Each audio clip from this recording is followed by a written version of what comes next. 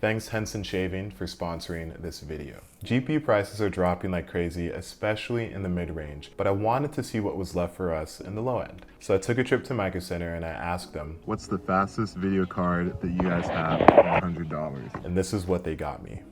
The gift that keeps on giving, the GT 1030. Micro Center did have RX 550s in stock, but they were a cut down version and they were $15 more, so I opted for the 1030 instead. I reviewed the GT 1030 a little over 4 years ago, and back then it was a beautiful deal. A dedicated video card for $70, 2 gigs of VRAM, SIPs power, comes in a low profile model so you can put it in any office computer out there, supports DirectX 12, a beautiful card, everything that you could ever ask for. But since then, VRAM requirements have increased dramatically, ray tracing is now relevant, and integrated graphics have improved. So is it even worth it to spend $100 on this video card right now? So let's get the benchmarks out of the way. At 1080p, the 1030 does fine in older games as expected, assuming the rest of your system is up to par. In newer AAA titles like Elden Ring and Cyberpunk, the 1030 really can't keep up, even with low settings. Lowering the resolution to 1600 by 900 does improve performance overall, but you still won't get past hardware limitations on the 1030, like the low VRAM, the 64-bit memory bus, and just overall slower architecture. It just can't keep up sometimes. Now, I don't expect a $70 video card from 2017 to play the latest AAA titles well, but even an esport title like Apex pushes the 1030 pretty far. The 1030 does have an upside, and that's the fact that it's the cheapest brand new video card that supports DirectX 12 right out of the box. And that's becoming increasingly important as games like New World, Cyberpunk, and Elden Ring won't even start if you don't have DirectX 12 features. Random Gaming in HD talks about this in his most recent 750 Ti video. He can't recommend the card anymore, partially because it just doesn't support DirectX 12 out of the box. So the 1030 doesn't do great in 2022 titles. But we have dynamic scaling technology to fix that, right? Using AMD's FSR, I saw up to a 67% performance bump going from native to performance mode. This is awesome because low-end cards need this FPS boost the most. Still, FSR has two major downfalls: visual quality and then adoption rate. FSR visually looks best at higher resolution, so 1440p and above, you have more pixels, more information to work with. At 1080p, you start teetering the edge of acceptable visual quality depending on the settings that you use. And for something like the 1030, you're going to use very low settings. Of course, this is subjective, and chances are if you're buying a $100 video card, you're a lot more lenient on your graphical settings. But then there's adoption rate. Although FSR is much easier to implement than DLSS, developers still have to implement it. Of the top 20 Steam games, only one officially supports FSR right now, and one other unofficially supports it. So you can't really bank on that technology being a saving grace for a video card like this. And then when we consider the alternatives, there isn't much hope for the 1030 anymore. The Ryzen 5 5600G's integrated graphics rivals the 1030.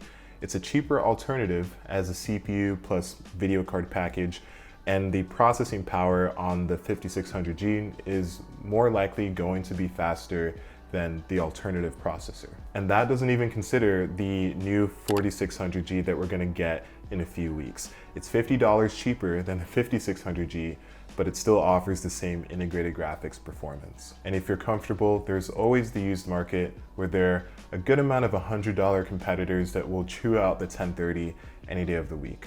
The RX 460, for example, much faster, around the same price, SIPs power, and comes in a low profile version as well. I don't mean to belittle the poor card because it's not a bad video card, and for your use case, it actually might work pretty well. If you need to upgrade an office PC, maybe get a 1030. If you need a cheap, low profile video card, maybe get a 1030. If you play light esport games like CSGO, Valorant, League, consider the 1030. I think what I'm getting at is that we are seeing the same performance within this price bracket, but software requirements are increasing.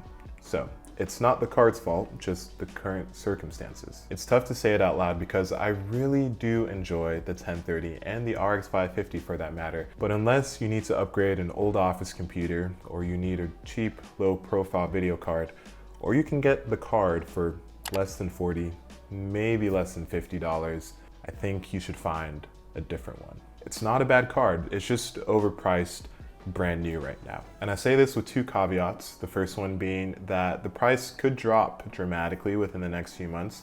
We've seen that at least with the brand new cards in production right now. And with the second caveat that I really hope that AMD or Intel bring better integrated graphics performance, or any of the big three bring better performance in the sub $150 range. We've lived with 1030 performance for like 4 years right now, going on 5. I think we need something new. We need a change. And you know what else we need to change? How we shave. That's why I want to thank the sponsor of this video, Henson Shaving. Personally, I've always struggled with shaving because I have very thick, curly hair, so sensitive to what I use to cut my face. I've been using Henson's AL13 very particularly, of course. I'm always a little bit skeptical when I bring a razor to my face. It's been working great, and that's all thanks to their engineering. Fun fact, the more a blade is exposed, the more flex it has, and this flex is actually what leads to irritation, bumps, redness, all of that annoying stuff. Henson only exposes their blade 0.0015 inches, which is less than the width of a human hair. It's funny, when I first got it, I was actually very concerned because I thought it was broken because I could barely see the blade coming off the edge of the razor itself. All of their parts are manufactured in Canada and are exceptional quality, no plastic parts, and the machine shop they use actually creates aerospace components for satellites, so you know that their quality is top tier. Because of this, you buy the razor once, essentially for life, and just replace the blades. Because blades are pretty cheap, like 10 cents each, it'll cost you $3 to $5 a year, depending on how often you shave. If y'all are looking for shaving products, I totally recommend Henson. It's been great since I switched over to them. And with the link in the description, you can get a 100-pack of free blades with every purchase of a new razor. If you're interested, click the link in the description and let me know what you guys think. That's it for this video, guys. If you guys liked it, make sure you leave a like. If you loved it, share, subscribe, all that kind of stuff. Let me know what you guys think about the 1030. And let me know what you think of the state of affairs for budget gaming at the moment. We've been in this weird place of 1030-ish performance in this price bracket for so long. Somehow we've made it work, but I think it's time for a change. All right, see you guys in the next video. Peace.